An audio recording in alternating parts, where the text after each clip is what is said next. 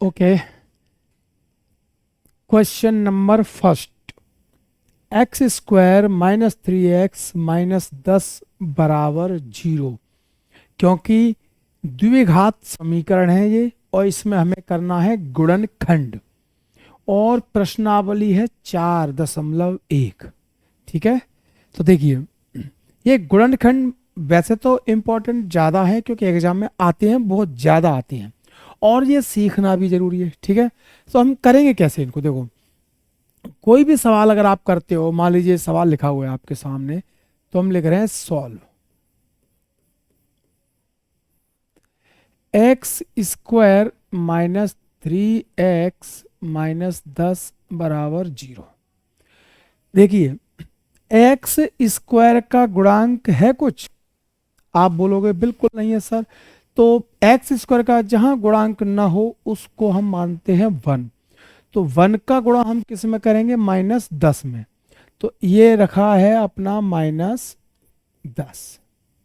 अब 10 कौन से पहाड़े में आता है, 2 के पहाड़े में आता है, 2 पंजा 10 ऐसे बोलते हैं हम। चलिए, अब इन दोनों में एक जगह पर आपको माइनस का साइन लगाना पड़ेगा, माइनस का चिन्ह। अब ये कैसे डिसाइड करेंगे कि हमें 5 में लगाना है कि 2 में, एक जगह लगाना है। तो इसे बताने के लिए हमें यहाँ देखना पड़ेगा बीच में, जो बीच का नंबर है, बीच का टर्म है, बीच की जो संख्या है उस पर आप देखिए यहाँ 3 माइनस का है प्लस का है।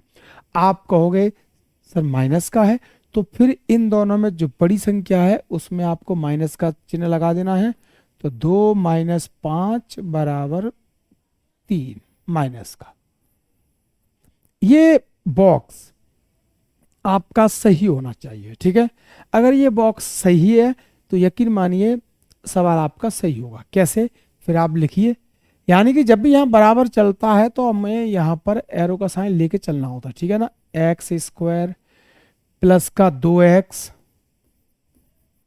अब 3 नहीं लिखेंगे माइनस का, ये इसे लिखना है आपको प्लस का। और देखो 2 प्लस का है तो हमने प्लस का लिख दिया, माइनस का 5x और ये माइनस का 10 बराबर 0। ओके, अगला स्टेप क्या आएगा, इसके लिए आपको 2 कोष्टक बनाने हैं और बीच में प्लस का साइन रखना है। ठीक है, तो आप देखिए 2 के आपको जोड़े बना लेने, क्या करना है, 2 के जोड़े बना लीजिए आप।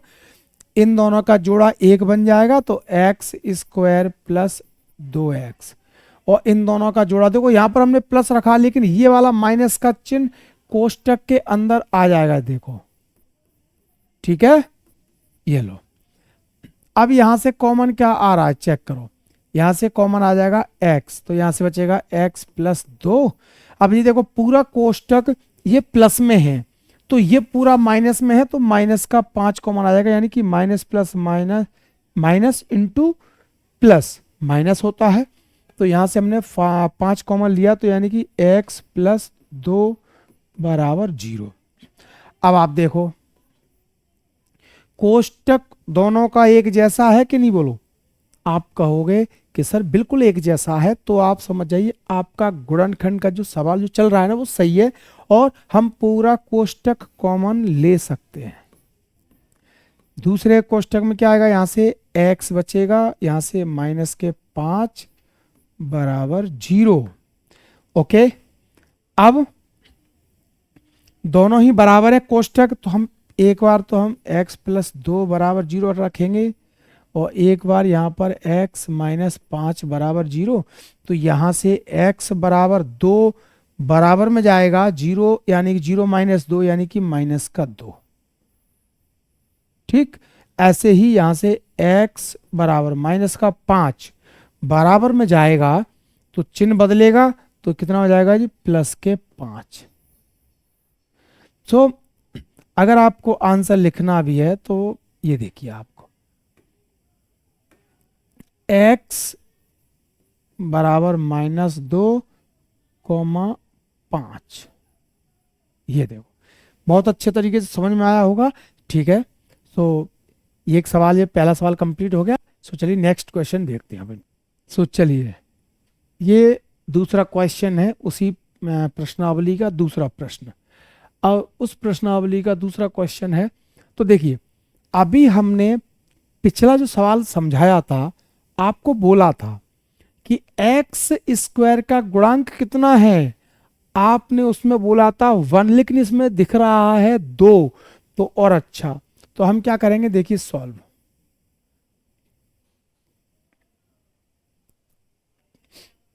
जी देखिए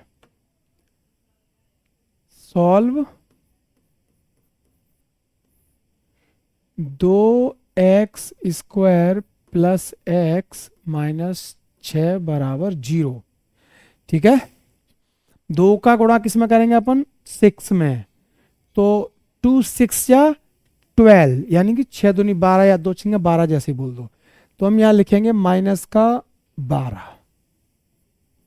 अब माइनस का 12 किस में आता है, आता तो आपका 2 में भी है, 2 6 12 ऐसे बोलते हैं हम। लेकिन 2 और 6 में कितने का अंतर है, 2 और 6 में है 4 का अंतर।